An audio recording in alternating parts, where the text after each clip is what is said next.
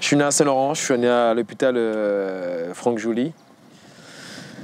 C'est en 88, là j'ai 30 ans.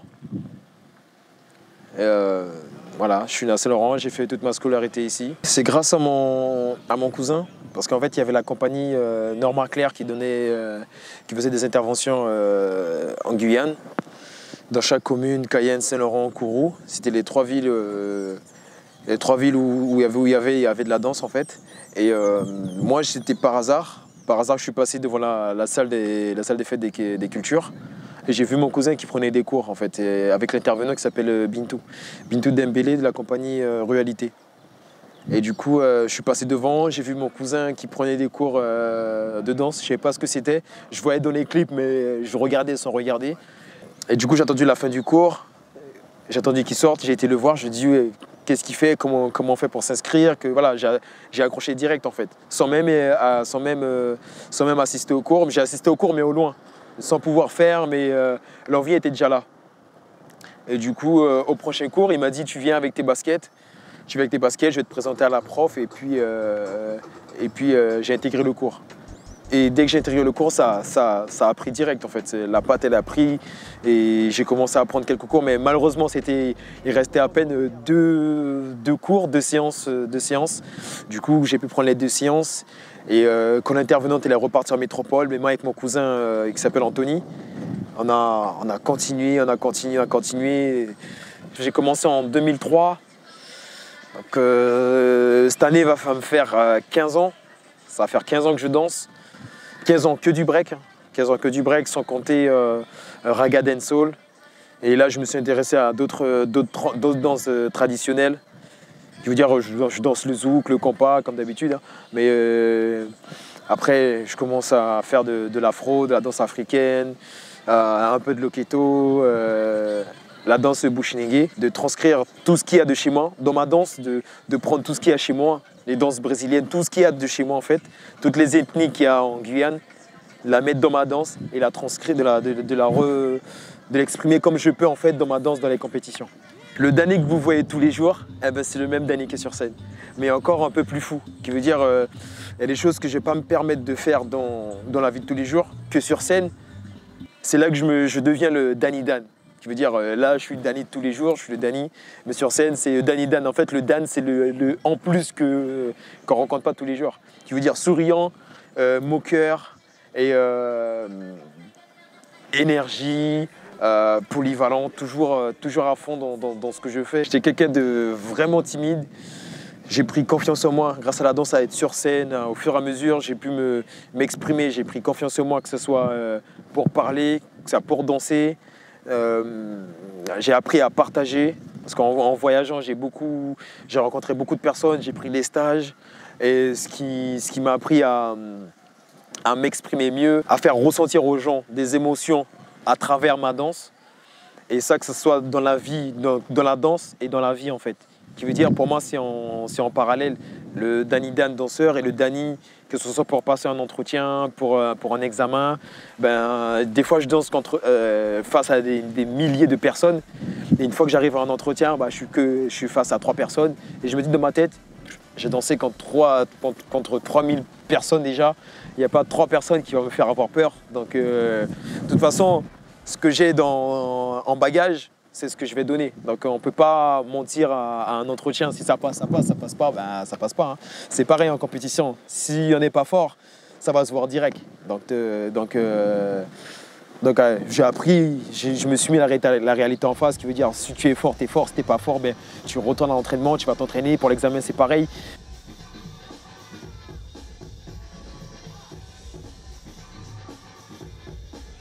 Daniel danseur, d'abord, c'est un objectif individuel qui veut dire quand j'étais ici, quand j'habitais à Saint-Laurent, parce que je vis en métropole maintenant, à travers des vidéos, parce qu'on a commencé à regarder des vidéos pour s'inspirer et pour connaître l'actualité, qui fait partie de tel pays, savoir qui est dans le milieu du break en fait. Et à force de les regarder, on admire ces personnes, on les connaît à travers les vidéos. Et moi, je me suis dit un jour, ces personnes, il faut que je les rencontre, il faut que je les batte. Il faut que je m'entraîne, il faut que j'arrive à une même compétition, que j'arrive à les battre, que ce soit en finale ou peu importe, à les battre. Et au fur et à mesure du temps, ben, j'ai acquis des mouvements, j'ai pris confiance en moi. Et mon but, c'est de les battre. Et à l'heure d'aujourd'hui, ces personnes, je les fréquente, on se connaît, on se téléphone, on se rencontre en compétition. Ils m'ont battu, je les ai battus. Et du coup, là, je commence à réaliser mes objectifs de gamin. Et pour moi, l'objectif que j'ai obtenu, c'était l'année dernière, c'est une compétition qui s'appelle le Red Bull BC One. C'est équivaut à la Coupe du Monde en fait, mais dans la danse. Qui veut dire, ils ont pris, il y a eu 16 danseurs, 16 meilleurs danseurs, et moi j'étais l'un des ceux qui représentait la France en fait. Et dans ces 16 danseurs, j'ai pas eu besoin de passer de qualification, ils m'ont choisi moi. Et du coup, j'ai participé à cet événement. Et pour moi, c'est un rêve qui s'est réalisé en fait. C'est participer à la Coupe du Monde. Tout footballeur veut participer à la Coupe du Monde. C'est comme tout danseur qui commence maintenant, eh ben, ils veulent participer à cet événement. Donc dans ces 16 meilleurs danseurs, alors dans le monde, on est je sais pas combien. Dans chaque pays, on est je sais pas combien. Donc savoir que je représente la France, qui veut dire la France, la Guyane, les dom-toms. J'étais celui qui représentait la France. Donc c'était un honneur pour moi. Et plus c'était un honneur personnel et aussi le fait de porter le drapeau français, porter le drapeau guyanais, parce que pour moi je suis comme ça, quand je reviens dans une compétition, je représente la Guyane et la France. Il y a beaucoup de compétitions qui s'appellent underground, ça veut dire c'est pas des compétitions qui sont médiatiques, qui sont passées sur TF1, sur M6, sur des chaînes télévisées, mais si on veut retrouver ces vidéos-là, c'est beaucoup sur les réseaux sociaux, qui veut dire Facebook, YouTube, Instagram. Et j'en ai participé, j'en ai fait beaucoup. Déjà en Guyane, j'en ai fait de 2003 à 2008, j'en ai fait je ne sais pas combien. J'en ai gagné, j'en ai perdu. Et une fois que je suis parti en 2008, de 2008 jusqu'à maintenant, ça fait 10 ans, je peux pas compter. Il y en a eu beaucoup. Là où j'ai eu d'abord les réussites, c'est que déjà c'était individuel. Ce qui veut dire pour moi, c'était déjà une réussite de partir de rien, qui veut dire de Saint-Laurent. Je ne dis pas que Saint-Laurent c'est rien, mais c'est dur. Plus déjà c'était en 2003, c'était dur. Avec mes parents, ma mère qui voulait pas trop parce qu'elle ne connaissait pas trop comment ça se passait le break. Je l'ai prouvé que voilà, j'étais sérieux dedans, que j'étais motivé et que j'allais réussir. Et ensuite d'être parti et d'avoir réussi là-bas, d'avoir obtenu ce que je veux, qui veut dire avoir tenu un niveau, on va dire, international, parce que moi, je ne dis pas que j'ai un niveau international, mais bon, ma danse fait que. Et le deuxième point, c'est d'être revenu. D'être revenu, ça veut dire qu'il y a plein de danseurs qui partent, mais qu'ils oublient là où ils viennent. Et moi, pour moi, ça c'est important. Ça veut dire de regarder derrière et de voir la génération future qui arrive.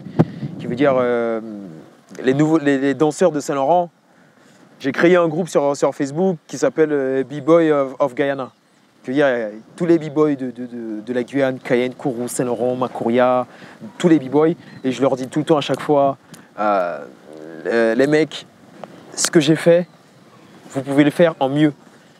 Qui veut dire, moi je l'ai fait, j'ai plus ou moins tracé la route et vous avez qu'à suivre ou prendre un chemin qui va plus rapide. Et moi, je vais vous aider. Moi, j'ai des contacts. Si je peux vous aider, ben, moi, je vais vous aider. S'il y a des entraînements, ben, moi, je suis là, je vais vous donner des conseils. Je suis là pour vous faire avancer et d'aller plus loin où là, moi, je suis allé. Et ensuite, les points négatifs, c'est que pour arriver à ce niveau, il faut faire beaucoup de sacrifices. Faire beaucoup de sacrifices, qui veut dire à l'époque j'étais pas très basé sur l'école. Une fois que j'ai eu mon diplôme, moi c'était travail pour avoir du temps pour m'entraîner. Ensuite pour moi c'était la danse. Et alors d'aujourd'hui c'est le point négatif parce que je suis pas arrivé au maximum de là où je voulais à l'école, les études. Et qui veut dire si j'avais la même détermination dans la danse qu'à l'école, je pense que je serais parti plus loin.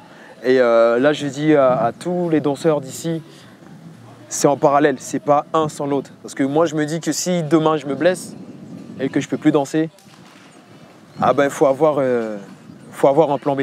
Donc voilà, faut avoir un bagage et ce plan B, ah ben, c'est ton diplôme. Ton diplôme, une fois que tu l'as, ben, il n'y a personne qui pourra te l'enlever. Donc, et là maintenant, je reprends les études. À mon âge, bon, il n'y a pas d'âge pour reprendre les études, mais moi, je reprends les études pour avoir le travail que je veux.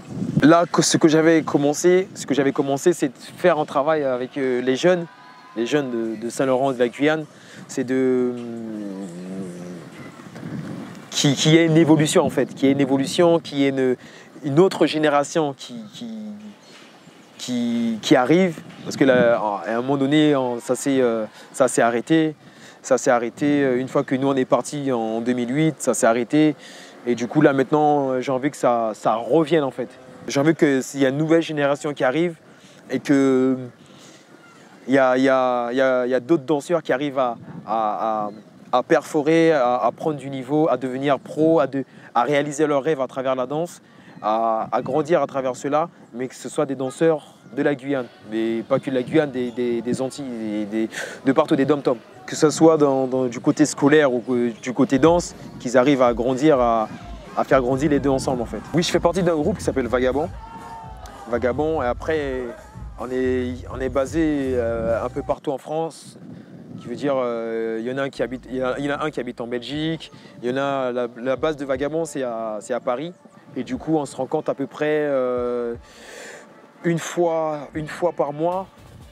On fait une semaine d'entraînement, qui veut dire en fait du 9h 20h. Qui veut dire 9h 20h. On fait une pause entre midi et deux. C'est comme un travail en fait.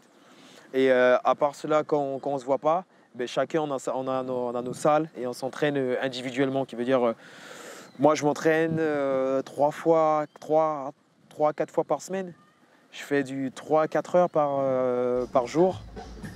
Et du coup, ça demande du temps, ça demande beaucoup de temps. Il faut gérer. Faut gérer entre la vie personnelle et la vie de danseur. Qui veut dire, moi, les organisateurs, quand ils me contactent par le biais des réseaux sociaux. Et du coup, il faut gérer. Lorsqu'ils vous demandent le passeport, les visas et tout ça, il faut gérer tout ce qui est administratif.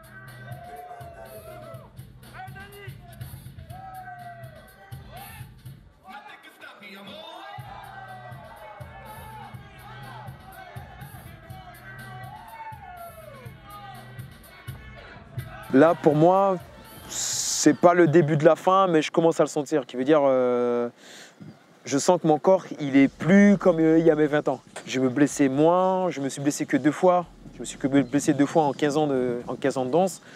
Ça, c'est bien.